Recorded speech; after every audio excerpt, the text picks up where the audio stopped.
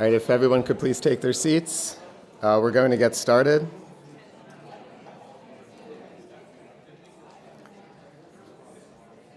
So first, we're just going to start with an announcement. All attendees are invited to go to the archives gift shop after the presentations in this session. You'll receive a 15% discount today. So it's just located one floor up from the theater. And we also, I'll echo the archivist's statement that we invite all attendees to visit the archives exhibits and the museum and rotunda following the presentations. So we have three speakers for this session. The first is going to be Mark Riddle. He's a senior program analyst on the Controlled Unclassified Information staff at ISOO.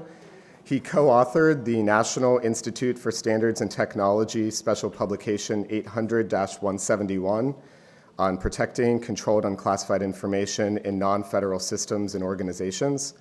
And he serves as lead for implementation and oversight within the CUI program and is responsible for monitoring and evaluating agency efforts related to implementation. Then we have a substitution in the program. Following Mark's presentation will be Bill Cira, our acting director, who will be speaking on the Interagency Security Classification Appeals Panel, known as the ISCAP. And then finally, we will hear from Ellen Knight. Ellen is a senior program analyst working for the Information Security Oversight Office in the Classification Management Directorate, and she assists the development of security classification policies for classifying, declassifying, and safeguarding national security information generated in government and industry. Her main duty consists of assisting the Public Interest Declassification Board, an advisory committee to the President established by Congress in order to promote the fullest possible public access to a thorough, accurate, and reliable documentary record of significant U.S. national security decisions and activities. And prior to coming to ISOO, Ms. Knight worked as a tapes archivist at the Richard Nixon Presidential Library. And before joining the staff at the National Archives, Ellen was an archivist at the National Security Agency in Fort Meade. So let me invite Mark up on the stage.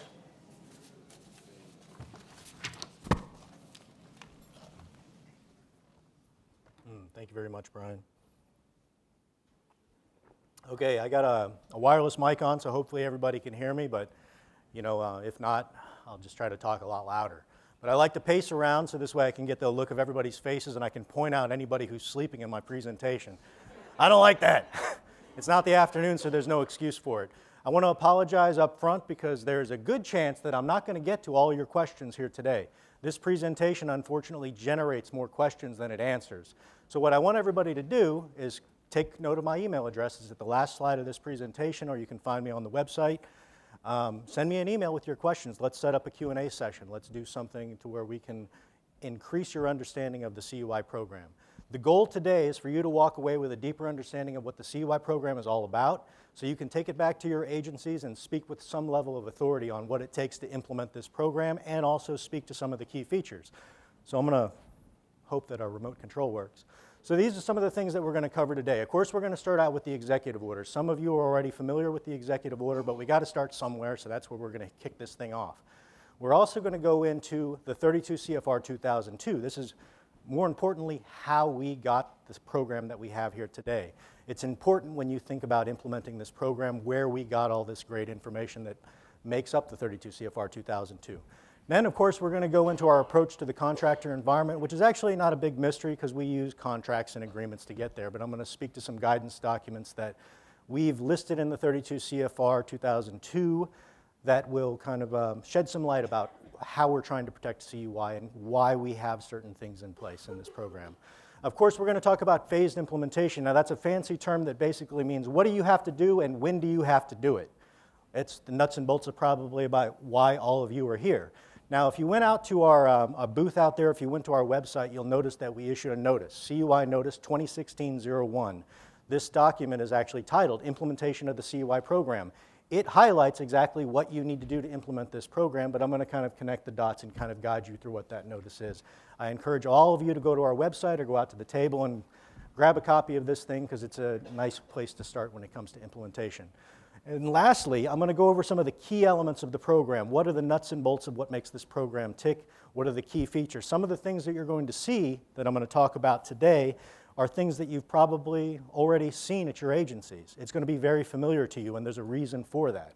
And I can't say this enough, and I'm going to say it a bunch of times because I'm an old school trainer, that if it's important, you're probably going to hear it a couple times. I won't actually foot stomp.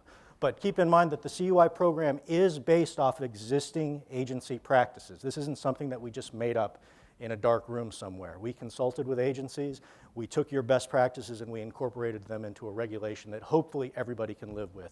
We aren't going to say that everybody's going to be happy with it, because there are some folks probably in the room who are not very happy with some of the ways that the CUI program fell out. I apologize to those folks, but this is what we have here today. But keep in mind that with any information security program, they're all subject to change. We're getting ready to have a new president take office, right? So with every new president, there's always a reevaluation of information security policies and a reform that comes into play.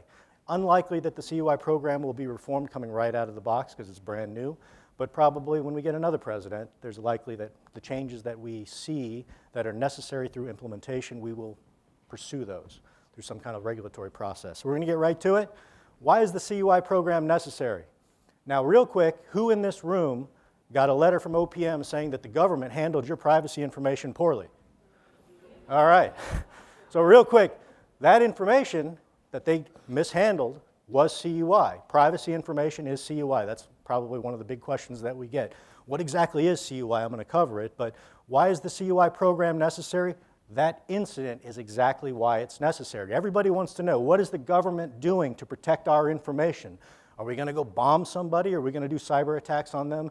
Maybe. I can't speak to that, but I can speak to the CUI program. The CUI program is what we are doing to protect our information, to prevent incidents like that big OPM breach and the ones that have been happening for years, keep that stuff from happening again or lessen the impact so it doesn't hit everybody who has an active security clearance.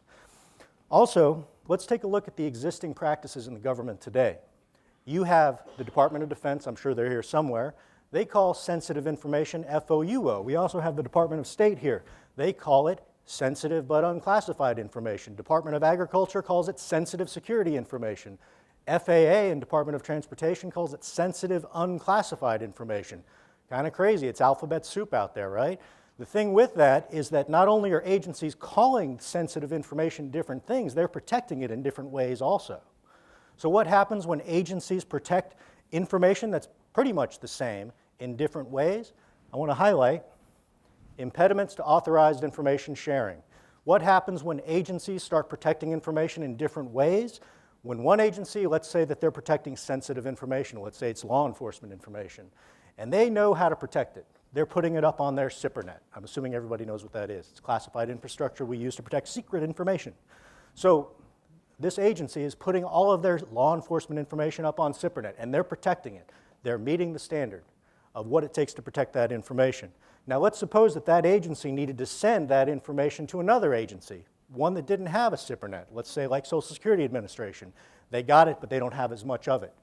Now, one agency who has the information needs to send it to the other one, so there's a conversation that takes place. The agency that has it asks the one that doesn't have it, hey, do you have SIPRnet? That agency that doesn't have it, they're like, no, we don't. So the other agency says, good luck then, you aren't getting it, because you can't protect it the way we protect it. So information stops flowing when agencies protect information that's not classified at different ways and different levels. So the CUI program was meant to address that, among other things. Of course, everybody is calling it something different. We have the FOUOs, the SBUs, the SSIs out there. Now, that's an issue because all those definitions don't actually all mean the same thing. Everybody knows what privacy information is, but if I said what's sensitive unclassified information, I would get 5 different answers. So the CUI program is necessary because we're trying to define a scope of what we're trying to protect in the government. Of course, we're trying to establish a standard of how to protect that information and also develop methods and acceptable standards for sharing it among other agencies. So that brings us to Executive Order 13556. Now this executive order, you can think of it as a line in the sand. It's an acknowledgement by the executive branch or the president that the executive branch handles sensitive information bad. we don't do a good job. This is our acknowledgement of that. It was issued in November 2010, and it was a great document. It's only 2.5 pages long, but it says a couple of things, and I'm going to highlight those on this page. I'm going to start from the bottom and work my way up. So if you notice this last bullet here, the bottom bullet, it says this key term, which we say a lot in the CUI world, law, regulation, and government-wide policy. That's kind of the high definition of what CUI is. So the executive order gave us the definition of what we were supposed to protect in the government. Why was that important? Because right now, in every agency and every major component in the executive branch, it's the Wild West for information security. You have agency heads and major components and operational commanders reaching out and touching a data set or a piece of information and saying, hey guys, we're going to start protecting this as for official use only, or SBU, or whatever they call it. And they do not have a basis in law, regulation, or government-wide policy to do so. So the president, wise guy, he actually comes out and he says, okay, you know what we're going to do? We're going to limit protection to only information types that are called for protection in law, regulation, or government-wide policy. So the high-level lawyer definition of what it takes to be CUI is that you have an information type and it says please protect it or share it in this particular way, or just please protect it. That's kind of the world of CUI, and I'm going to talk a little bit more about what that means.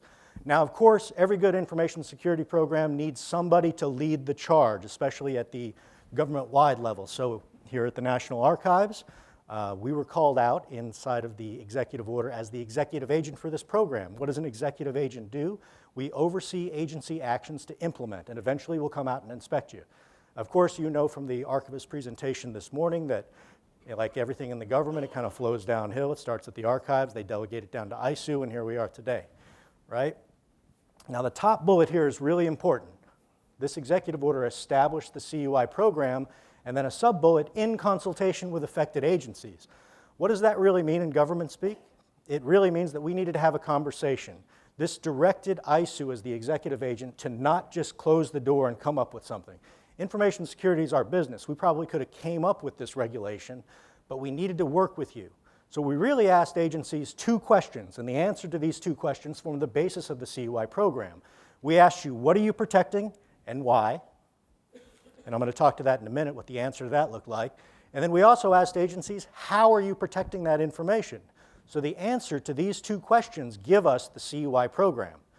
And that leads us to right here, the CUI Registry. The first question that we asked agencies is, hey guys, what are you currently protecting? The president in the executive order gives us a kind of a broad definition. He says that whatever we're protecting needs to be linked back to a law, regulation, or government-wide policy. And I don't want to keep saying that, so I'm just going to say authorities.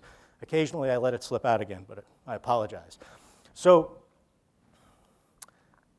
the CUI Registry is the world. It's the answer to that question of what we should be protecting. It gets down to the very detail of what CUI actually is. Nobody's going to read the executive order and figure out what it means for an information type to be referenced in one of these authorities to require some kind of protection. But if you go to the CUI Registry, you know exactly what CUI is. It really comes down to 23 categories of information and 84 subcategories of information, all of which can be linked back to a law, regulation, and government-wide policy. Now, of course, this data call, everybody submitted stuff in. It was like 2,200 submissions from every agency. And of course, ISOO racked and stacked these things and formed this registry in 2011. So this is the world of what we should be protecting. And I want to say a couple of notes on the CUI registry before I push on. Now, a lot of folks see the registry as something that you use once you've implemented the program, but this is a valuable tool when it comes to planning for implementation, because this tells you exactly what the government should be protecting right now in accordance with law, regulation, and government-wide policy. From an implementation standpoint, you can use the registry to identify what you should be protecting, bounce that off of your agency policies, because they're not going to go away, you still need them, and ensure that your agency policies align to what we have in the CUI registry. So this brings us over to the 32 CFR 2002. This is the answer to that second question. Agencies, how are you protecting this information? ISOO loves to do data calls. If you've been in contact with ISOO, we've done a number of data calls that says, here's a bit of policy, what do you guys think of this? And you provide feedback to us on shaping what this CUI program is going to be.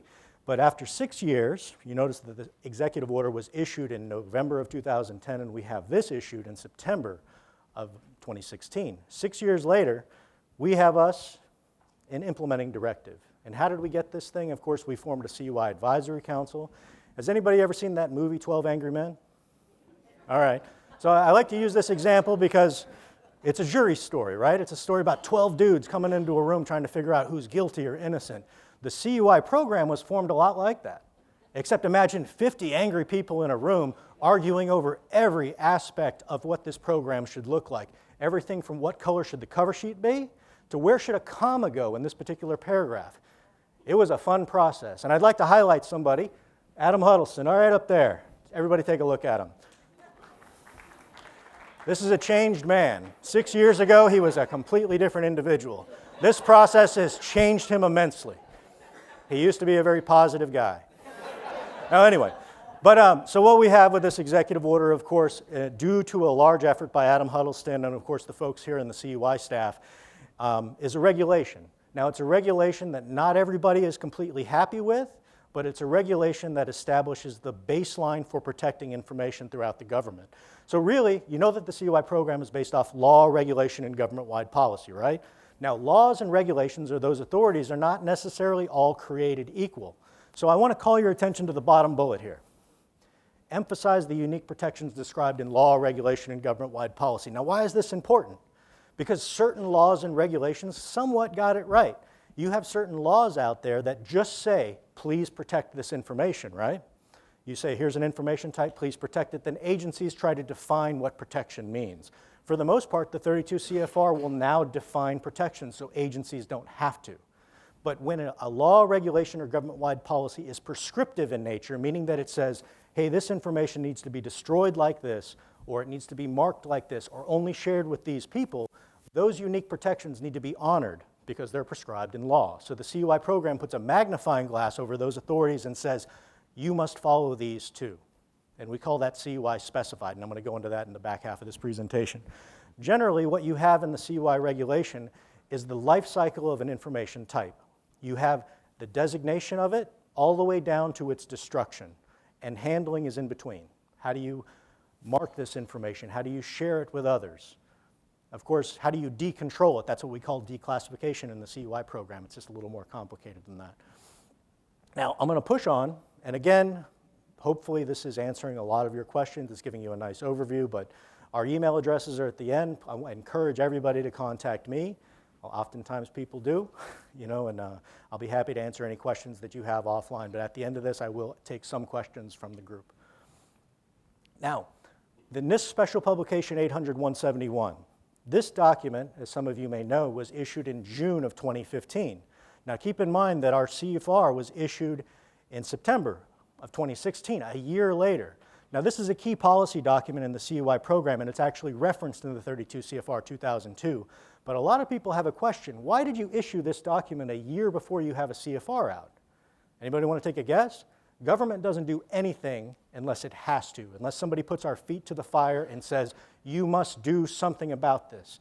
So the NIST SP 800-171 was issued in June in direct response, June of 2015, in direct response to incidents involving information entrusted to contractors based off of guidance that agencies were giving them on how to protect that information. It was inconsistent guidance.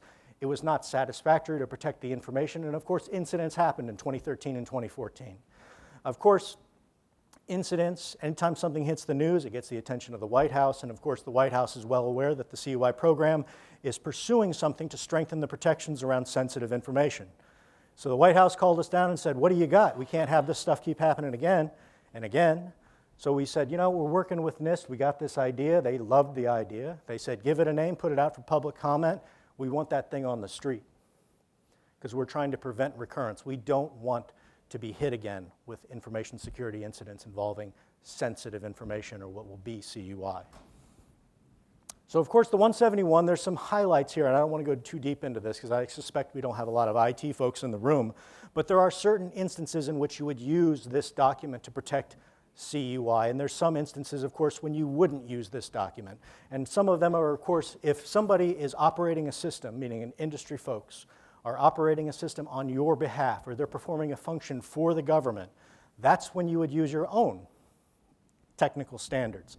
Now, if we're only concerned about the confidentiality of the information, let's say they're conducting a study for us, and we're asking a university to do some kind of analytical work, produce a product to the government that may include some sensitive information or CUI, the NIST SP 800-171 will take hold. Now, of course, these slides will be made available to you after this presentation, or you shoot me an email, I'll send it out to you. But there are certain instances where it is very appropriate to push your agency policies onto a contractor when they are basically acting as you. So the Federal Acquisition Regulation. Now, this is a nice recap slide on where we've gone so far. So you have the executive order, which is our line in the sand, what we need to do. It's our acknowledgement we need to fix something. The CUI Registry is what we're trying to protect. The 32 CFR 2002 is how we're going to protect that information. And the 32 CFR 2002 will call for agencies to modify their agreements to align to the standards of the CUI program. So once you implement the CUI program, you're going to start targeting those agreements and contracts and start reeling them in. Because there's one concept, and I'm going to hit on it in the back half of this presentation, that is common in the executive order and also in the 32 CFR. It is the limitations on the applicability of agency policies. So agency policies, pretty much right now, are the reason why we have inconsistent safeguarding practices across the executive branch. It isn't your fault. You've done the best you could, meaning that you had a law that said, please protect something. You went out and you developed a policy that said, this is how we're going to protect it. The problem with protection and defining it is that if you went around the room, or if you just asked 5 people, how do you protect sensitive information, you would get 5 different answers. Imagine that multiplied by hundreds of thousands of organizations and sub-organizations throughout the executive branch. So, back to the Federal Acquisition Regulation. This speaks to how we're going to convey safeguarding guidance to industry when we come into contracts with them. So you're already going to be required to modify your agreements, especially when it comes to contractors. And some of you have already taken steps to modify those agreements. The Federal Acquisition Regulation is the last step of implementation when it comes to contractors because it's going to standardize the way in which you convey that guidance. It's going to give you a much tighter frame of those security requirements that you can convey to those folks, and also speak to a little bit of our oversight methodologies. Now, I'm not going to talk about a little of our ISOO's oversight methodologies of the executive branch here because that's actually another briefing, but I'd be more than happy to engage in offline discussions about how we are going to evaluate and monitor your effectiveness towards implementation. We're going to have the FAR in 1 year, hopefully. If the White House fast tracks it, probably sooner, but you can expect a FAR clause to be issued about November of next year. So this slide here is the attachment to the CUI Notice 2016-01 that speaks to the implementation of the CUI program. Basically what agencies need to do and when they need to do it. So coming right out of the box, you know that we always use this term, this fancy term called Day Zero. That's November 14, 2016. This is the jumping off point for agencies to actually begin implementation activities. And coming right out of the box, of course, is policy. Policy is why we have this problem that we have here today, inconsistent safeguarding practices involving sensitive information. So in order to make this change happen, we have to change our agency policies. We have to narrow the scope in those policies and limit what we're protecting to only those information types that can be linked back to law, regulation, and government-wide policy. That's step 1. So now don't panic when I say this, but from November, we're going to give you 180 days to develop and publish an agency-level policy. That's exciting, huh? Does anybody in the room think that it's actually possible to develop an agency-level policy in 6 months? Because I want to shake that guy's hand. So nobody can do it, right? 180 days is extremely aggressive to develop any policy. Shoot, the 32 CFR 2002 took us 6 years. How are we going to ask you to do something in 6 months? Well, let me tell you how we get these numbers. Of course, we ask agencies not only what are you protecting and how are you protecting it, that gives us the CUI program, we also ask the question, how long is it going to take you to implement this sucker, right? So agencies gave us their back a response. They said, oh, you know, probably a year, year and a half, maybe 2, depending on, you know, the climate and interagency comment periods. Oh, that's great. So what we did is we submitted those responses from agencies to OMB, because it says we have to consult with agencies and, of course, send it to OMB. So we sent these realistic timeframes to OMB. They came back and they said, you know what, tell them 6 months. So I didn't just say that. This isn't being recorded, thank God. No, but so that's really how it works. But one thing that you can keep in mind is that when we say produce a policy within 180 days, we mean we want you to take aggressive steps to implement this program as soon as possible. We really need to shore up our protections around sensitive information. 180 days is extremely aggressive. If you have an agency of 10,000 people or less, maybe you got a shot at doing it. A year, year and a half is a little more realistic. But what ISOO's job is in the executive branch in regard to the CUI program is we're monitoring agency steps to implement the program.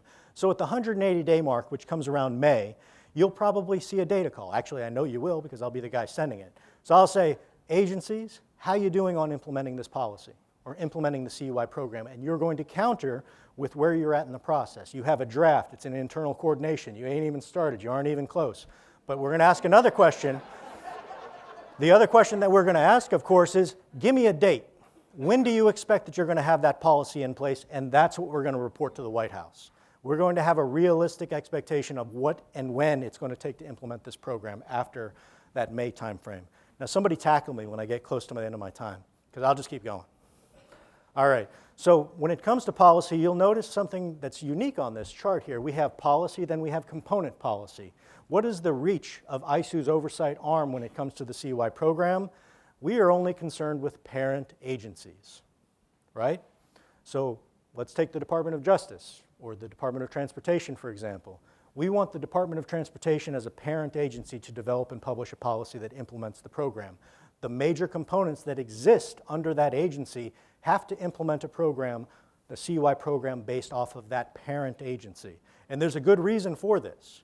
Think about information types. Think about the mission that you have. Social Security Administration has a very unique mission, so does the IRS. Compared to the Department of Justice or the Department of Defense, we're talking about different information types and different unique handlings associated with them. So every agency's policies should be a reflection of those information types. And if it isn't in the parent policy, you will see those information types reflected down in the components. So let's move on down to training. Training is dependent on your agency policy, and the reason why? Because you can't develop training until you know what your agency policy is. So once you have a policy in place, it doesn't have to be 6 months, but once you have it in place, you're going to kick off training efforts within your agency to develop training that speaks to the information types that your folks handle. Now, I don't want anybody to panic when it comes to CUI training because remember, the CUI program is based off of existing agency practices. I've been to a number of executive branch agencies, and what I've found is that you already have policies. You're already training your workforce on how to protect sensitive information. That's what you need to target for implementation purposes. Those training courses need to be modified regardless because you don't want to give out conflicting information, but why reinvent the wheel? Take those courses, inject the CUI concepts, training should be complete. Now, I just summed up an effort that will probably take you about a year to do. But keep in mind that you do have some things that you can lean on at your agencies. Now, CUI training is going to take 3 distinct flavors. Throughout phased implementation, it'll take about 3 to 5 years to get everybody on board. Agencies are going to implement this program at their own paces. So you have a small agency who will probably be able to get it done inside of 2 years, another agency maybe 5. So what does that mean? It means that throughout the implementation of this program from November, you're going to see things marked as CUI. They're going to come into your agencies. And your employees need to know how to react to that information. So prior to your implementation of the CUI program, what you're going to need to do is you're going to educate your workforce that, oh my gosh, this transition is coming, and here's what you do if you receive information marked as this. That's a key thing, because as soon as we publish these markings to our website, you better believe people are going to start using them. And it may not be based off agency policy. So the second level of training, of course, aside from general awareness that before you actually implement, is your basic CUI training. Now, we see CUI training for your agency to be an all-hands type event. So everybody in your agency is going to need to receive some level of CUI training. It doesn't have to be that in-depth. Think about Privacy 101 training. Everybody has to take that. That is a level of training for CUI. It's CUI specified, so it's required that you all be trained on it. That needs to stay in place. Now, this general awareness that you provide to your employees is going to tell them that here is CUI, this is basically how you identify it, this is how you report an incident, and this is who you go to for questions. And this is basically how you protect it. It needs to be very high-level stuff. Now, to help you in your task, ISOO, of course, is going to be developing a series of training modules or tools that you can download from our website and hopefully inject them into your learning platforms to help you on your way. It's not going to give you all the answers, but it's definitely going to do a good portion of the work for you. Now, the last element of training, of course, is specified CUI training. What I would call if you have super users within your agency, everybody's got them. So you have folks within your agencies who handle a very unique set of data, and it requires specialized handling. Remember, the CUI program recognizes that these unique protections need to continue that are prescribed in law, regulation, and government-wide policy. For the most part, you guys are training these people on how to do this. Privacy 101 training is an example of specified training. So is all the training that your HR folks receive. Also, your special agents out there, your physical security specialists, your general counsels, they're already receiving training about this is this information, like federal grand jury information. This is how you specifically protect it. All these things need to be on your radar from an implementation standpoint because you need to track to ensure that these things happen, and also from an oversight standpoint, ensure that the concepts that are being conveyed in training can be mapped back to your agency policies or procedures. Now, physical safeguarding is something that we consider to be relatively low-hanging fruit in the CUI program. So you'll see a very broad definition in the CFAR on how to protect CUI. We're asking for it to be in a controlled environment. We want unauthorized people to not be able to access this and not be able to overhear conversations involving CUI. How do you get there? You're already there. Right now, I've gone out and visited probably 30 or 40 different agencies and components, and I found that you already have protection measures in place to prevent unauthorized access to sensitive information. Sometimes those concepts are articulated in policy, and sometimes they're not. From an implementation standpoint, you need to identify how your agency is currently protecting this information, make sure that it's in a policy somewhere, make sure that you're training to it, and make sure that eventually somebody evaluates against those standards that you articulate. Now, systems. Now, systems is a little interesting because it's not based on agency policy, it's based off of the CFR. So what you can expect from systems is that 180 days from the issuance or the effective date of our CFR, agencies are expected to do an inventory. How many systems do you have? Do they contain CUI? And how are they currently configured? Because I would say this, the CUI program is very strong in certain aspects, and it also has some soft spots. Now, when it comes to protecting CUI in the IT environment, that's a hard spot. We've drawn a line in the sand about how to protect information. The reason why is most laws and regulations are actually silent on how we should protect sensitive information in the electronic environment. So the 32 CFR 2002 says we're going to protect this information at the moderate confidentiality impact value. Now, for the IT folks in the room, that means it's a set of security controls that are imposed to be able to assert that level of protection. I'm going to talk about that a little bit later on. But that's what you need to do. How many systems do you have? Do they contain CUI? How are they currently configured? Then the next 180 days, we want you to develop a plan. We're not saying that you need your systems transitioned within a year of the issuance of the CFR, but we need you to have a plan in place. You need those systems targeted, and you need to say, okay, these systems were going to be transitioned to that standard, if they're not there already, by this particular year. That's what we're going to ask. Now, self-inspection program. Every self-inspection program or every information security program needs a self-inspection program. You need to evaluate yourselves. You know, you need to monitor how well your training is being implemented, how many incidents you have, and whether or not you're taking steps to prevent recurrence. That's the kind of stuff that we're looking for in a self-inspection program. But there's going to be a little more information on that later on. Within 180 days, of course, the issuance, you're going to get some specific guidance on what does it take to have a compliant CUI program. That question is going to be answered to you. So within 2 years of the effective date, we're asking you to have that program in place. And in the interim, of course, you can expect that ISOO will be conducting a series of interim data calls. But keep in mind that November 1st, 2017 is going to be the first time that you're going to be required to report on the status of your CUI program to include your implementation efforts. Now, it's going to be standardized reporting, very similar to what we've done for the classified program, but a little bit different because, of course, the CUI program is a little different. Now, additional implementation concerns, program management. Now, when I say this from an ISOO perspective, this means I need somebody to lead the charge at your agencies. It can't just be, you know, you at the headquarters level. You need to think about implementation concerns across your entire fabric. Major components probably need people to lead the charge there too, because you can't be everywhere. So we're asking every agency to designate a senior agency official and, of course, a program manager. The SAO is your SES. He's the guy who goes to jail if something goes wrong, right? And then your program manager is the dude, boots on the ground. That's the guy who's going to be monitoring implementation efforts for your agency, and he's going to be reporting those efforts up to ISOO. And, of course, we in turn report them up to the president. Now, This last bullet here for underneath program management is internal planning teams. What does that actually mean? Now that means that you need to rally the troops inside of your agencies, that you as the program manager, you as the focal point can't do it alone. You probably don't have the clout to reach across every internal line of business and bring people to the table, but you need to start working on it. Because every agency handles different information types, you have different divisions, they all need to be sitting at that table when it comes to implementation. So a lot of agencies, I could name a couple that have actually formed these groups to prepare for implementation because it will take your entire agency to step in that direction when the time comes. Incident management, of course, is another major element of implementation because anytime you tell a group of folks to protect information in a particular way, you're always going to have one guy who says, no, I think I'm going to do it this way. So people are always going to be handling information wrong just because you've drawn a line in the sand about how to protect that information. So what you need from a CUI standpoint is you need an incident reporting mechanism within your agencies. That incident reporting mechanism needs to be highlighted in policy and conveyed in your training courses and probably on posters everywhere too, right? So, and also this reporting system needs to be more than just, oh, we have an incident and I've reported it.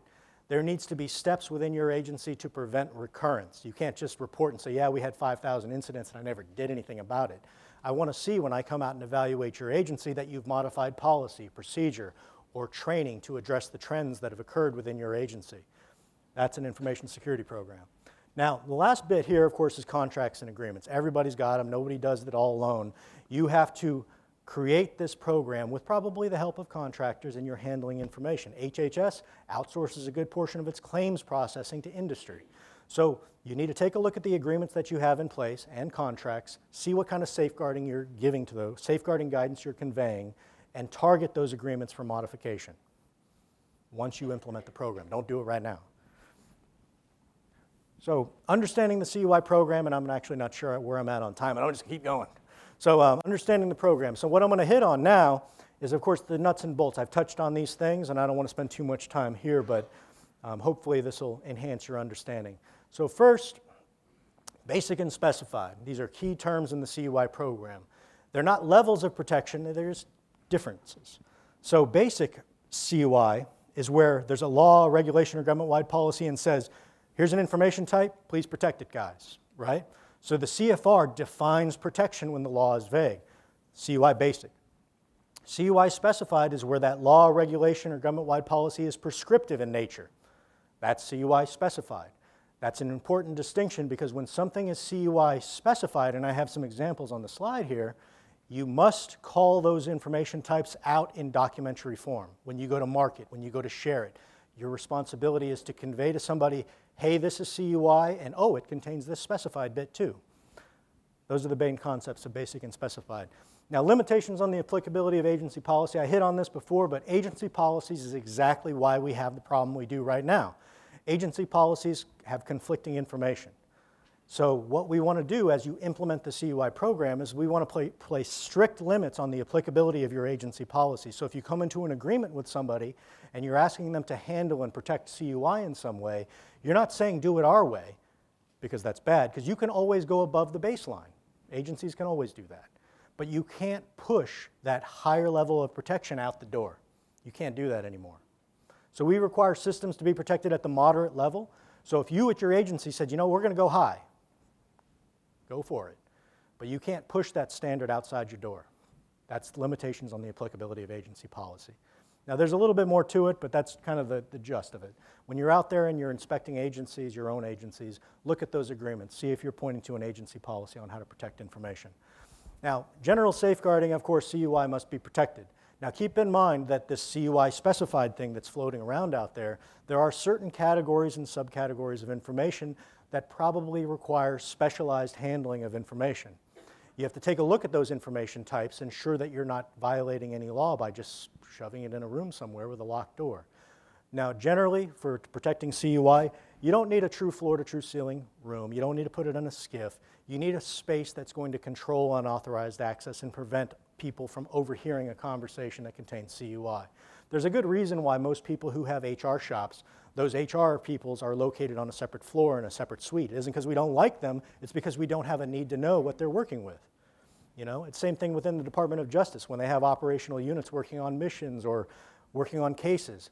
That group is usually given a segregated work site to where they're kind of cornered off in one corner of the office, or they're working off dedicated network drives where other folks don't have access. So when you think about a controlled environment, extend your thoughts to not just the physical environment, but also the electronic one. You want the electronic segregation of your workforce according to mission and need to know, or what we call in the CUI program, lawful government purpose. So of course, this graphic here is meant to convey you can meet the definition of a controlled environment in multiple ways. Some folks use their PIV card or their CAC card. Other agencies use an angry administrative assistant controlling access to that room. It's completely up to you. I vote for the angry administrative assistant because that gets it done, you know? That'll inspire fear. That's what we're going for. So systems requirement, of course, keep in mind that when we settled on this standard for protecting CUI in the IT environment, we asked agencies this overwhelming question: what are you doing right now to protect sensitive information on your systems? The overwhelming response, of course, is the moderate confidentiality impact value. Some were high. But the reason why most systems in the government are already at the moderate level is because, think of privacy. OMB, Office of Management and Budget, issues guidance on how to protect privacy information. And they drew a line in the sand a couple of years back, and they said, hey, if you got privacy on your systems, PII, we want you to configure your systems to either the moderate or the high level. That's why most systems in the government are already there. So when you think about implementing the CUI program from a systems standpoint, you may already be there. Most agencies that I visit already can assert with great confidence that they're protecting CUI at the standards prescribed in the regulation. But you need to know, as planners, the truth of it. You can assert it to me, but I want to see from you that you've actually gone out to folks, and that whole thing about people from Missouri, show me. You want to see that documentation that supports that assertion, that they're at that particular level. Now, marking CUI, this is the really exciting part. Now, when you think about marking CUI, expand your thoughts on marking and what it means. It isn't just marking human readable things. It's also about identifying CUI. What is the purpose of marking? It's to identify or convey the sensitivity of the information that you have to somebody else, right? You want to say, oh my gosh, this is a little bit sensitive. I want to tell you that it's sensitive. How do I do that? I'm going to put some kind of a marking on it. So this is an example of what a CUI marking or a CUI document could look like. Of course, we're looking at something, a header. It has to be a header, not a footer. So when you mark a CUI document, it needs to appear at the top center of the page. It needs to say controlled or CUI. I'm going to talk about that a little bit more. Now, real quick on portion marking. Portion marking is optional in the unclassified environment. We encourage you to do it, and there may be an operational need within your agencies or components to do so, and we encourage you to take a look at that. If you want to do it, please go forth. But if you do it, you have to do it our way. I had a good question the other day from a briefing I had on Tuesday, I believe, and somebody asked me, what does U stand for in the CUI world? Is it unclassified? Oh no, we invented something new. We call it uncontrolled, unclassified information. It's an expanded, more accurate definition. So when you see U now, it actually means something. It means that there's actually no basis to protect it under the classified program, and there's no basis to protect it under the CUI program. It does not mean that you can just release that information to the public. All information within an agency is always going to be subject to its Freedom of Information Act policies and procedures. So keep that in mind. So that's what U means, uncontrolled, unclassified information. So the banner marking is the basic requirement for the CUI program. At its core, CUI must be marked, and that marking must appear at the top center of the page. And the first thing you're going to see is something we call a control marking. This is a declaration to the intended recipient that, hey, this is CUI. And it is the word controlled, or the acronym CUI, appearing at the top of the page. Now remember, for CUI Basic and Specified, we have two types, right? So CUI Basic, the requirement is just the control marking. So if you have basic CUI, meaning that the law wasn't prescriptive in nature, the word controlled at the top of the page gets it done. Now if you have something called CUI Specified, where the law is prescriptive in nature, we want to alert the intended recipient that it is prescriptive in nature, so we're going to, how do we do that? Of course, we're going to apply the category marking. Now, all 23 categories and 84 subcategories of CUI have a unique marking associated with them. Now, if it turns out that it's specified, we want to call that out to the audience, or the recipient, of course, and say, how do we know that this is specified? Before the category marking, you're going to see SP- ahead of the marking, or you're going to apply it. Now, that's the second element. and that's required for CUI Specified. You have to apply the category marking and precede that marking with the SP dash. The third element of the marking, the banner marking, of course, is something called a limited dissemination control marking. Now, what is that? Everybody in here has a clearance, and you probably know what no foreign is, right? No foreign nationals. That's a dissemination control marking that we use to limit the dissemination of information, keep it from going to foreign nationals, right? So that's what we have for CUI. But keep in mind, the dissemination control markings that you use for classified information cannot be used with CUI. It's a very powerful statement. So what can you use? Of course, if you go to the CUI Registry, you will find a list of dissemination controls that you can use with CUI. I think no foreign is one of them, but the jury's still out on that. We're working aggressively with agencies to come up with a nice list for you guys that meets your need, your business need to control information beyond the general markings. So of course, every element of the marking is separated by a double slash, very familiar to you in the classified community. So of course, is it possible to mark everything within your, oh, I have 54 seconds, oh my gosh. Okay, I'm done. No. Okay, real quick on bulk marking. Bulk marking really quick. So we realize that you can't mark everything within your agency and that your senior agency officials may elect to, I guess, waive internal marking. Now you have to have a very good reason to do this if it's overly burdensome to your workforce. Or let's say that you just want to alert everybody that, hey, you're accessing a portal that contains a lot of CUI. You don't necessarily need to mark everything, but you need to mark the portal that they're accessing to say, hey, this database I'm going into contains CUI. Here's my alert. Or you can use banner markings. Or if you're sending a box to somewhere or you're storing a box, you don't necessarily need to mark everything in the box. You can just mark the box to say this contains CUI. I'm almost done. This is a little bit more on specified, of course, how we do it. The registry will indicate the laws, regulations, and government-wide policies that are in fact specified. We want you to go to those authorities and extract those specified bits and pieces and put them in your policy, of course. This is what a specified document will look like. Marking Handbook is a wonderful product, again, attributed to Adam Huddleston's hard work and efforts. A little bit of me gives me a little bit of credit, but I can take credit for the cover sheets, kind of, but this is what they are. Of course, they're available out there. You can download them from GSA. Optional forms, you don't need them, but if you're going to use cover sheets to protect CUI from a visual observer, these are the ones you got to use. I'm in the 15-minute section. Q&A section, but I'm almost at the tail end, so this is actually working out great. So a little bit more on the cover sheets here. So all of these, of course, can be used. Optional Form 902, the one that looks like it has a table in it, is an opportunity for you to populate the categories or subcategories contained in that package. Remember, for CUI Specified, it's required that you identify those category markings on that document. Now, why would you use a cover sheet in the first place? Everybody's filled out an SF-86 or maybe your tax returns, right? These are forms that, when filled out, do contain CUI. Problem is, there's not a whole lot of real estate on those forms to convey to somebody that this is CUI. So you can use a cover sheet to meet that requirement. Of course, Optional Form 903 is a great form because it has a big fillable text box in there where you can convey, the categories contained in the information, but also if a law, regulation, or government-wide policy like PCII or some law enforcement information categories requires that big juicy paragraph to appear on the cover of the document, that gives you the real estate to do it. But it has to be required in accordance with law, regulation, or government-wide policy to use it. But it's up to you which ones you use. If you're going to use them, please use these. So legacy information and markings, and then I think I got one more slide, and then we'll go into questions.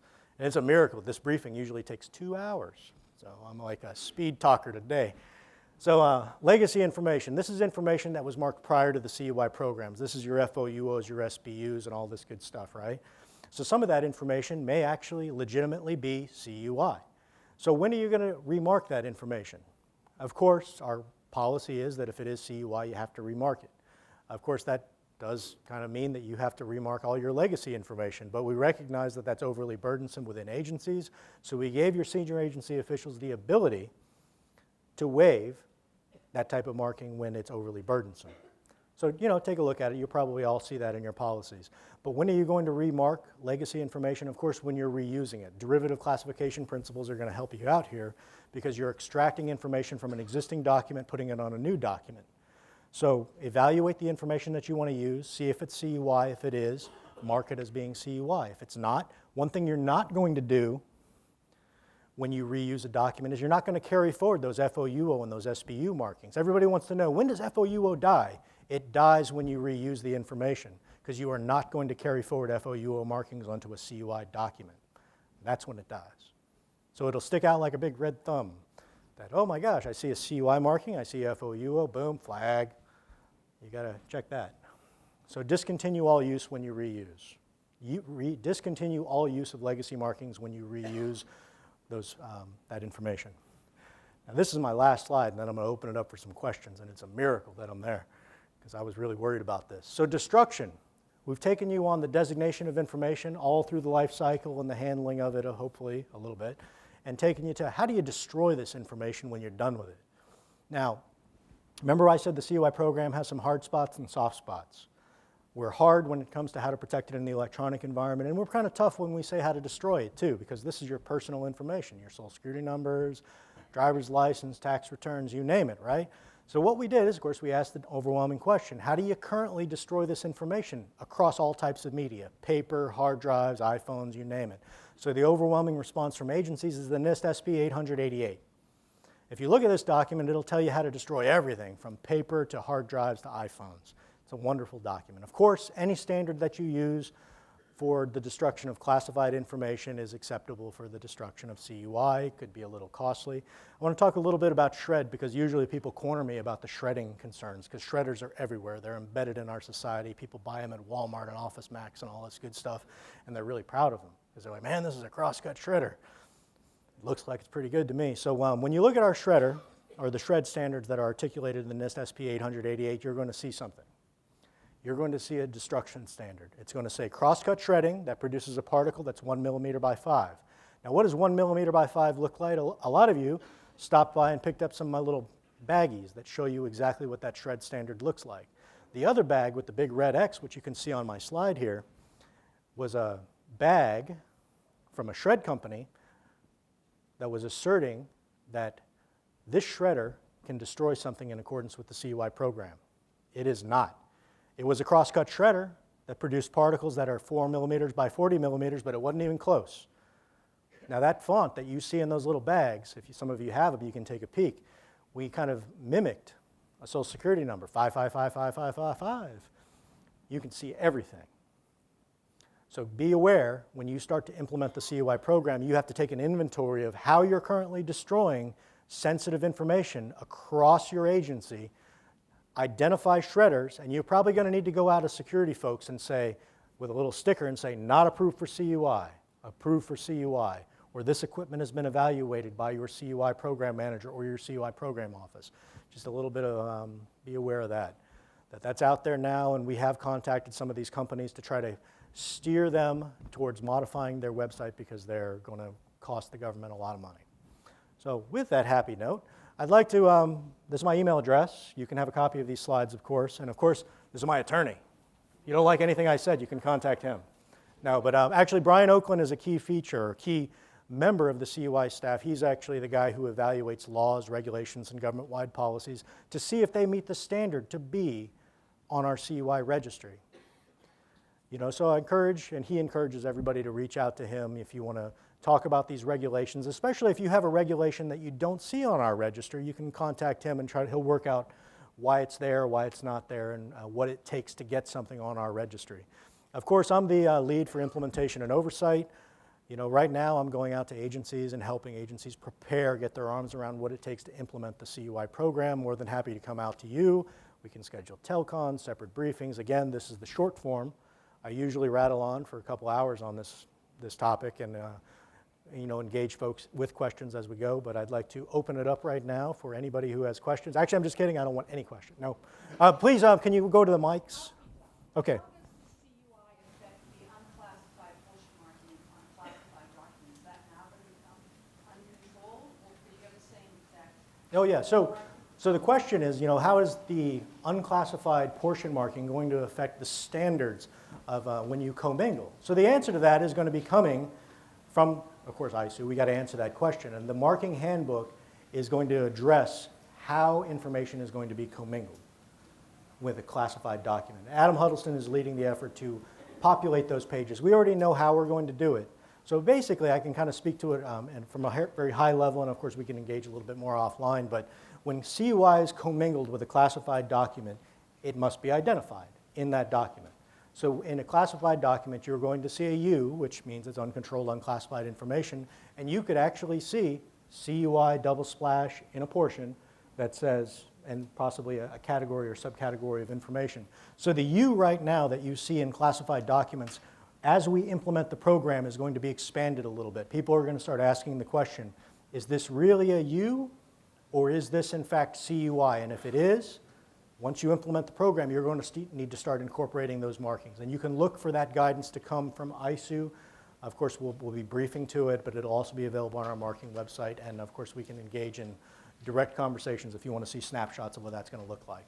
Great question. Anybody else? I'll repeat the question because I think I can hear everybody from here, so you guys don't need to run to the mics. All righty.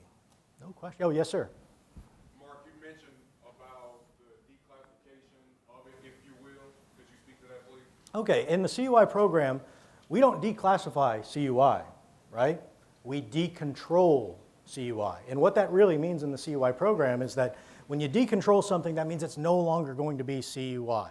And sometimes when you decontrol something is given up to the originator, meaning that he can determine when you're going to decontrol this information by a date or an event. And sometimes that decontrol date is required by statute, meaning that those laws and regulations may prescribe exactly when you must decontrol this or when you can decontrol this.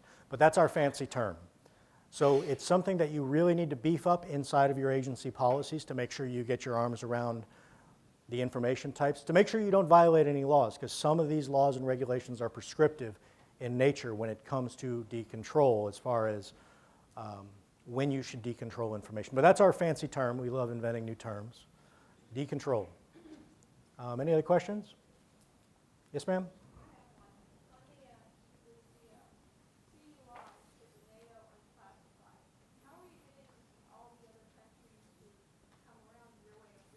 Oh, that's a great question. So the question is about NATO. How are we getting other countries to come around to our way of thinking? So if you look at our registry, it's kind of interesting when it comes to all these categories and subcategories that are based on information types that can be referenced to laws and regulations. When you look at NATO, it's a little bit different. It says that you have got to go by the USAN. So we recognize that that's based off international agreements and understandings about how this information should be marked and conveyed. So of course, we have to respect that. So CUI markings, you wouldn't remark something to be CUI / NATO. The NATO markings are going to take precedence there. And there's only a couple instances in the CUI program where that will take hold. Now keep in mind that there are some specified authorities out there that prescribe safe or markings for information. Now what do you do in the case of, let's say, PCII or SSI or federal tax information? Examples of categories where the authority says, hey, mark it this way. Now, we can't tell you to violate law. So if the law says mark it that way, you must mark it that way. However, you must also apply that universal CUI marking on top. It needs to be a declaration that, hey, this is in fact CUI. Everybody already knows it, and it could be burdensome to those folks, but pretty much, if the regulation says mark it this way, that marking has to appear, also in addition to the CUI program, with the exception of NATO. Any other questions? Yes, sir, you have one?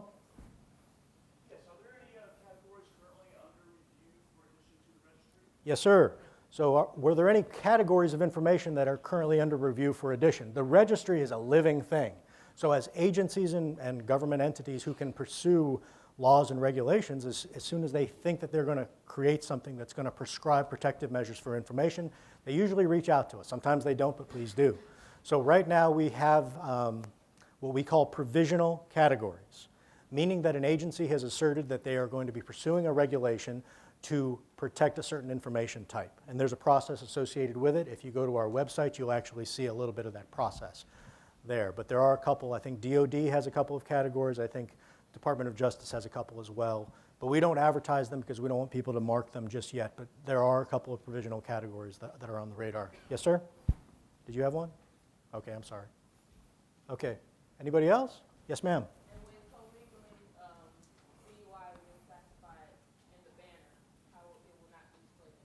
Oh, well, that's a great question. So how is CUI going to be displayed? What are you leaning towards right now?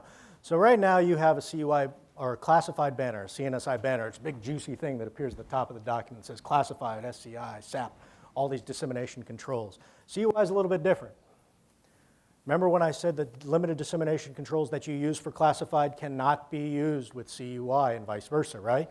So what we're doing to protect CUI in a commingled document is there's going to be two banners. Of course, you can find this. There's going to be your CNSI banner at the top, CNSI banner at the top, CUI banner right underneath. Oh, I'm dead serious. You're going to love it, I tell you what. So, no, there's actually a very good reason for this. When you go to declassify a document, how are you going to protect that information? So when you declassify that document and it no longer is going to be classified, that information in there is still CUI. It needs to be protected in accordance with law, regulation, and government-wide policy. So you take a black marker, you cross out the classification line. CUI program is going to take hold and ensure protections of that information. It makes sense. Let me just throw in one thing. So he just gave a really good answer as to why when you declassify, your CUI banner is already set up. Here's the deal. It's got to be marked CUI. Two ways to do it. Integrate it with the banner you already know and love, screwing up the way you do everything, or add a new banner. And that's what we, for a very long time, what we were going to do is make you integrate the banners and hate us and yell at us, but you don't have a choice because you have to mark this stuff because the laws say you do, the regulations say you do. So we can't tell you you don't have to. So we sort of brainstormed a bit and came up with what he just said, which is, okay, fine, we will leave your banner alone. It's the magic banner. I used to be a DNI guy. I know it too, okay? Leave that one alone and add the CUI one below it, and then they don't roll up together. They don't combine. They roll up to just the one that is CUI or just the one that's classified. And all right. Oh, no, wait, hold on. 1 second here. We want to keep ourselves on schedule. I'd encourage everybody to contact us after this meeting. I'm about 30 seconds out. On that note, see ya. We got to turn it over to a new presenter. Take down my email address. Please contact me with your questions, concerns involving the CUI program, but keep in mind the comment period has passed. The CUI regulation is out there. That's it. We got to find a way to make this thing work, all right? It isn't the perfect solution, but it is a solution. It will make information security better. We had nowhere to go but up. Remember, everybody in this room at the beginning got one of those fancy letters saying the government did a no-no. Hopefully, if I ask that question 10 years from now, if I'm still in the government, half the people will raise their hand, or maybe even 2 people, because we did our job implementing the CUI program. So I'd like to turn this presentation back over to Bill Cira. Bill Cira, thank you very much.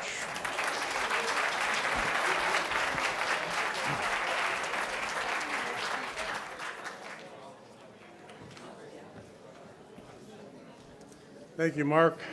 That certainly was a great overview. I'm glad we came up with something that everybody could find exciting there at the end. Wow, get things stirred up, but good. A lot of you know Bill Carpenter.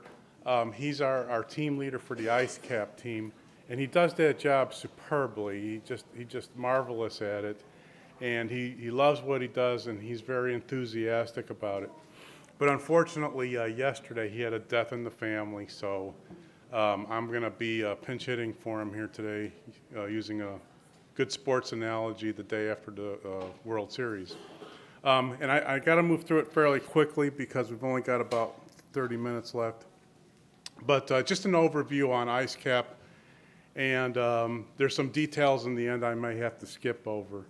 But the ISCAP was created by the Executive Order 12958 in 1995, and the purpose of it is to provide the users of the classification system with a forum for further review of classification decisions. Now, in Executive Order 13526 added another function, so there's now a total of 4. The first function is to decide on classification challenges that might possibly reach the level of ISCAP, approve exemptions to declassification at the 25, 50, and 75-year marks, and to decide on mandatory declassification review appeals, which is the big thing that they do, and 2009, the thing that was added was to inform senior agency officials and the public of its decisions. These are the members of the ISCAP. As you can see here, John Fitzpatrick, who is a former director of ISOO, is now at the National Security Council. He's the chairman. You can see the other members there. In 2009, there was a little, the big change that happened is that the DNI was added, had to work the DNI in there. And so what was worked out was that the CIA, which used to always be a standing member, is now still a member, but only in situations where the discussions involve documents that have CIA equities. So if there's CIA equities in the document, then the CIA participates and they can vote on those particular decisions just like they always did in the past. So it ended up not being a very big change because there's so many documents that come to the ISCAP and there's so many documents everywhere that have CIA equities. They still have to show up at every meeting and they still have to participate almost all the time. The members are senior agency people within the government. They appoint liaisons who come to the meetings. We're the executive secretary. We have 6 people altogether who work on supporting ISCAP full time. In a couple minutes, you'll see why. The ISCAP makes its decisions utilizing the president's authority to declassify. So at the end of every administration, all the ISCAP's records become presidential records. They're bundled up, boxed up, and shipped to the new presidential library along with all the other presidential materials. Classification challenges is one of the things that can come to ISCAP.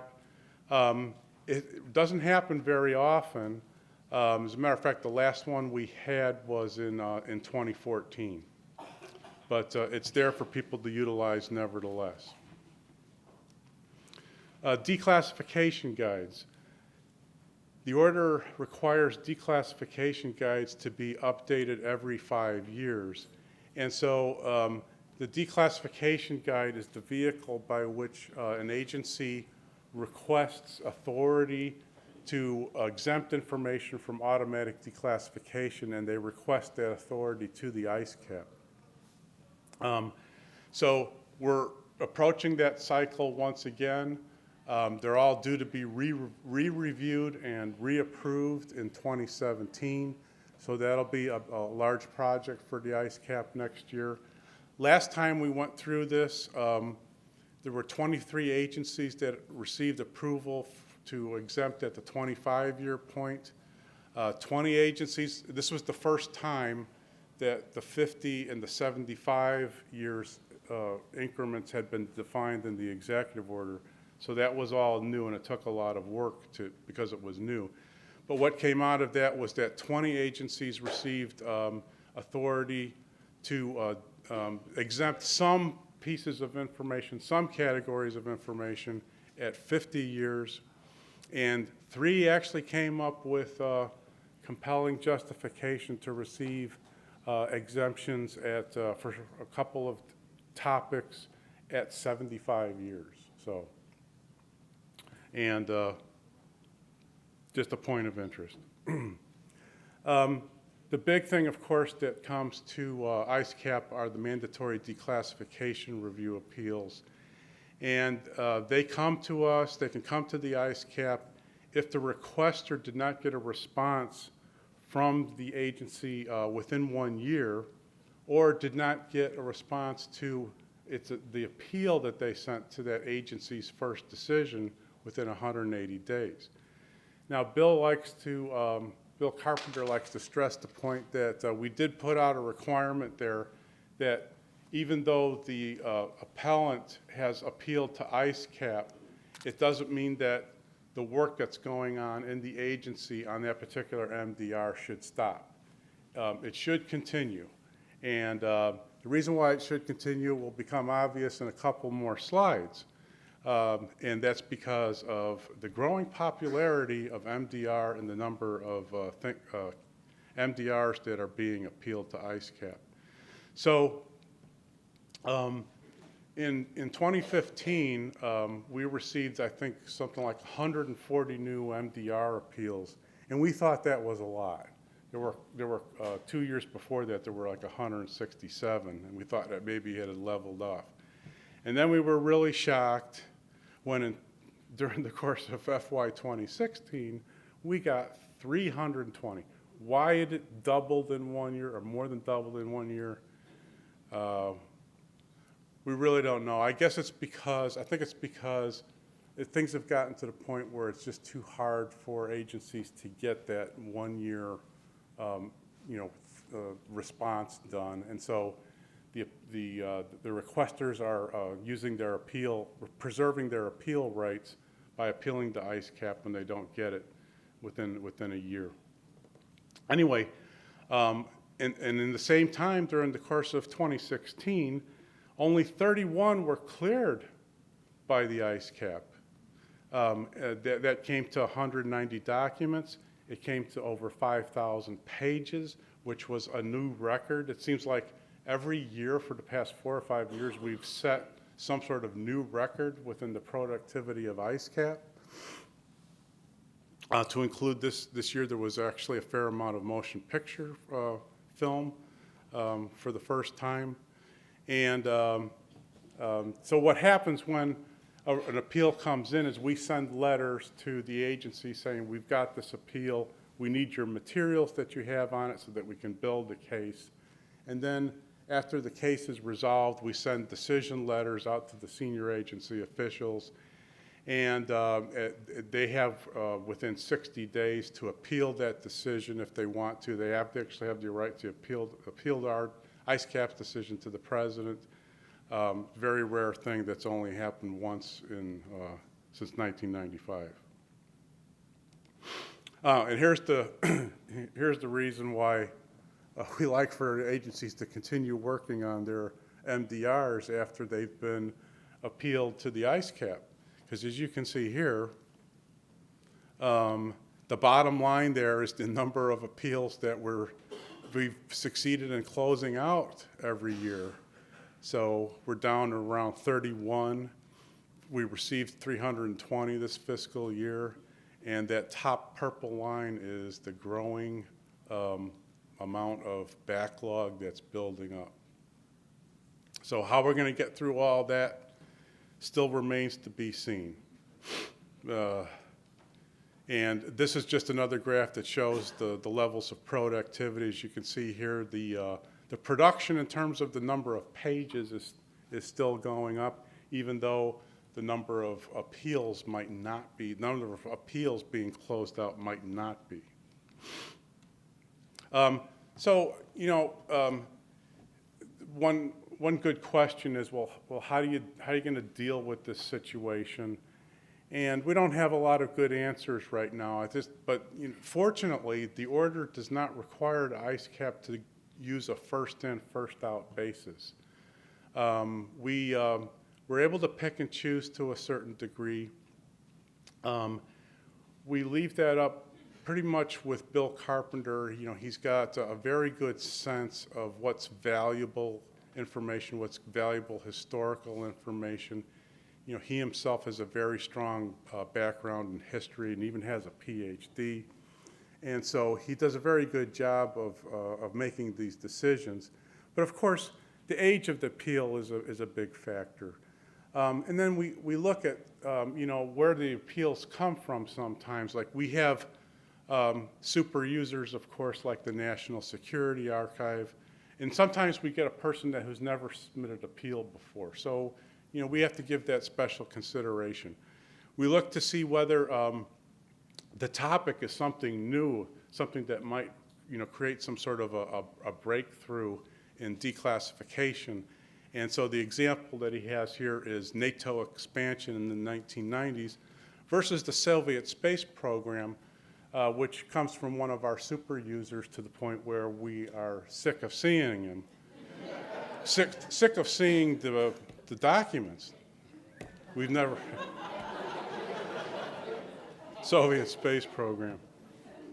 It's the bane of all ISCAP staff existence. But in any case, we of course look at the size and complexity of the case, and sometimes we allow the appellant themselves to provide a self-prioritization within the large body of appeals that they may have submitted to ISCAP. And if a classification challenge comes in, we tend to move that to the top of the stack. Just a little bit about how the ISCAP works. It's kind of like any other declassification review, except it's done by a committee.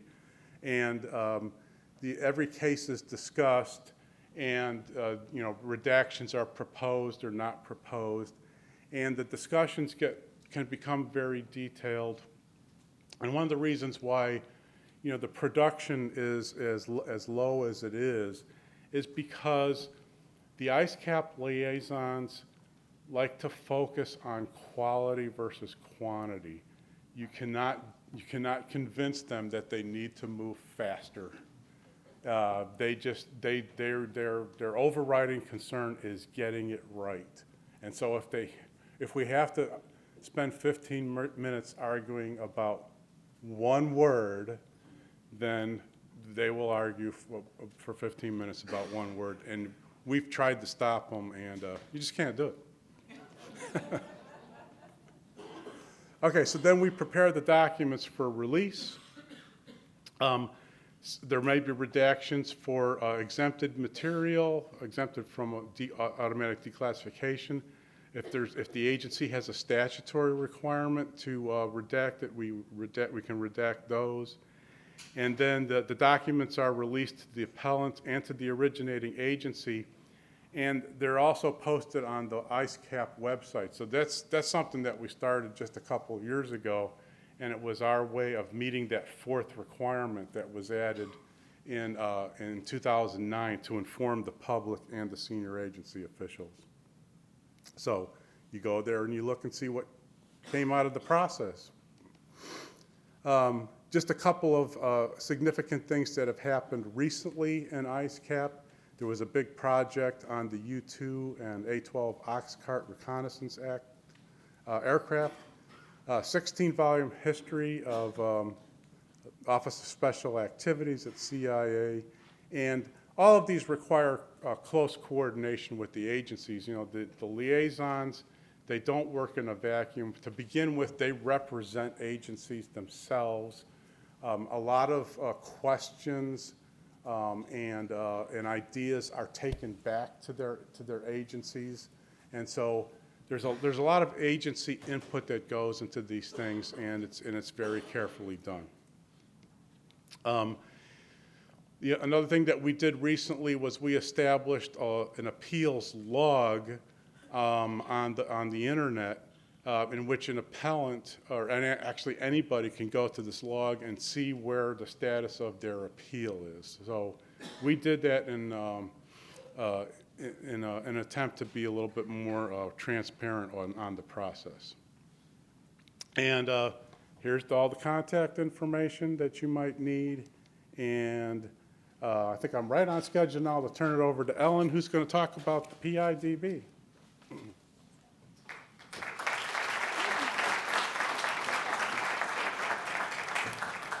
Hello again, everyone. I realize you all have had a lot of information thrown at you this morning. I also realize I'm the last briefing before lunch, so I promise to end on time. I'm going to move at pace, probably through my first few slides, just to explain what the PIDB is. And then really what I wanted to talk about was why you should care, and also to plug the next public meeting of the PIDB, which will be on December 8th from 9 to 11. You can take out your phones and go ahead and just put that in right now. It's here at the National Archives, and we're hoping to have a lot of agency representation and participation at that meeting. So, what is the Public Interest Declassification Board? The board is an advisory group that consists of former senior leaders from government and outside in industry. And the group really advises the president and other executive branch officials on high-level policy matters that relate to classification and declassification. A little bit about our enabling legislation, but I'll just move through that. So the board consists of 9 individuals. 5 are appointed directly from the president, and 4 are appointed from congressional leadership. And these individuals are preeminent in fields such as history, national security, foreign policy, law, et cetera. A lot of our members and former members have been heads of IC agencies, have had ambassadorships, things of that nature, former congressional members. So they're high-level individuals who are familiar with a lot of the subject matter that we discuss and talk about when it comes to classification and declassification policy. And the reason why ISOO is involved with the PIDB is because the director serves as the executive secretary. So these are our current members. Right now we have 7 members on the board.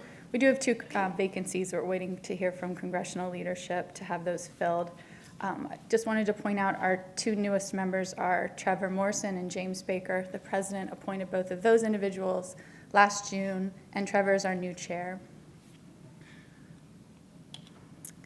So the members of the board have been working on these high-level policy initiatives, as I mentioned, and they've published 3 major reports. The first was in 2007 on Improving Declassification Report, and this report had a lot of issues that it addressed and also recommendations to the president, and a lot of the recommendations directly influenced the last writing of Executive Order 13526, including the recommendation to establish the National Declassification Center. So a lot of the policy recommendations that come out of the board really are listened to by the executive branch, especially, and the president. Out of this report came a tasking from the president in the implementing memorandum of the order, asking for the board to work with the National Security Advisor on designing a fundamental transformation of the security classification system. And so that's what the board has been working on since then. And the policy decisions and recommendations that the board puts forth will have an effect on all of your agencies, as it has up until this point. So in 2012, the board issued its report on transforming the security classification system. And in that report, there's 14 recommendations that have to deal with classification, declassification, and the use of technology at your agencies. The first recommendation of that report was asking for the president to establish a White House-led steering committee to drive reform and change in this area, and that recommendation was adopted. So the Classification Reform Committee now exists over at the White House. John Fitzpatrick, who was here earlier, he chairs that committee, and it has been spending its time vetting recommendations from the PIDB and others in order to figure out what types of changes perhaps need to be made to the next executive order. Also, just wanted to point out 2 of the recommendations from that report also made it into the President's Open Government National Action Plans, including reforming FRD information, formerly restricted data, and then also the idea to pilot technology projects in order to find technologies to help reform and modernize declassification processes.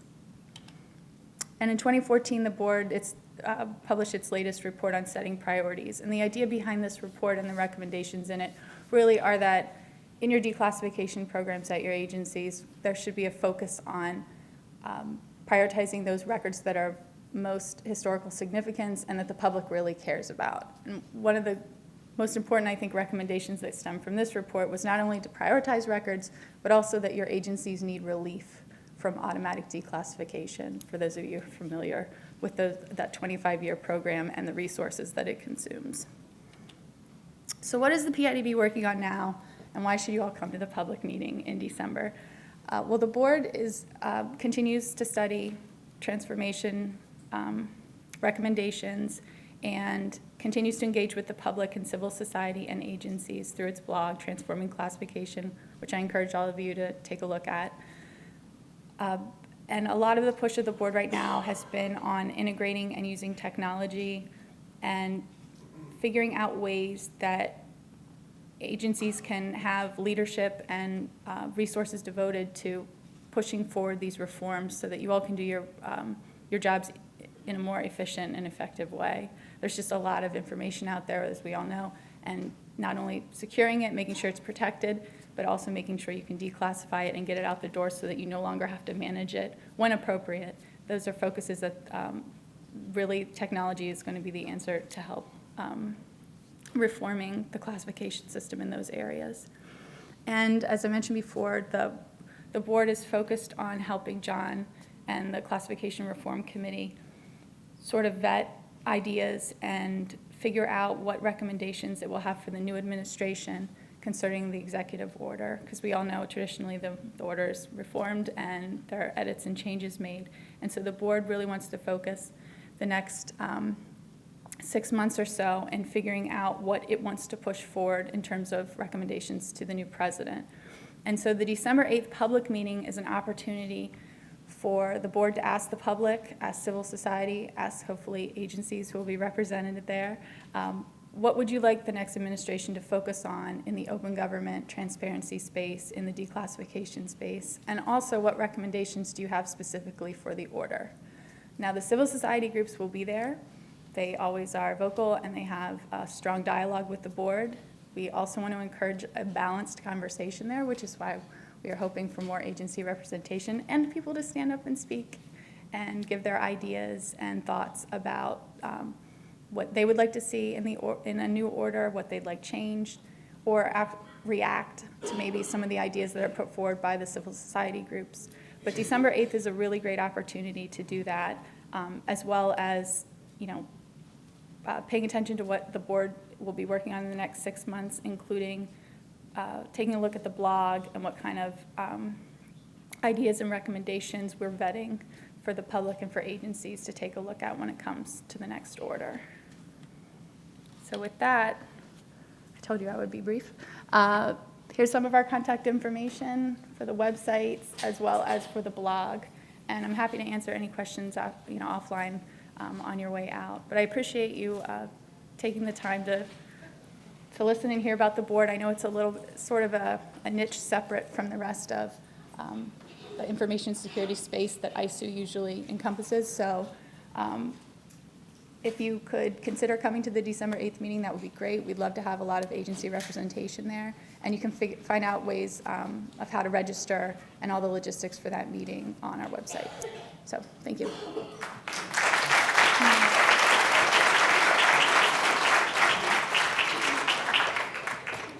So I'd just like to thank our presenters for their really wonderful presentations and just briefly invite up, I think we have probably time for 2 or 3 questions, Ellen, Mark, and Bill. Feel free to either shout them out and we can try to repeat them or use the microphones on the side of the room. But folks will still be, a lot of staff will be sticking around after the open house to answer questions. And as always, feel free to email and give us a call if anything arises. Any questions with that? No? All right. Well, then I will invite our Acting Director, Bill Cira, back up for some closing remarks.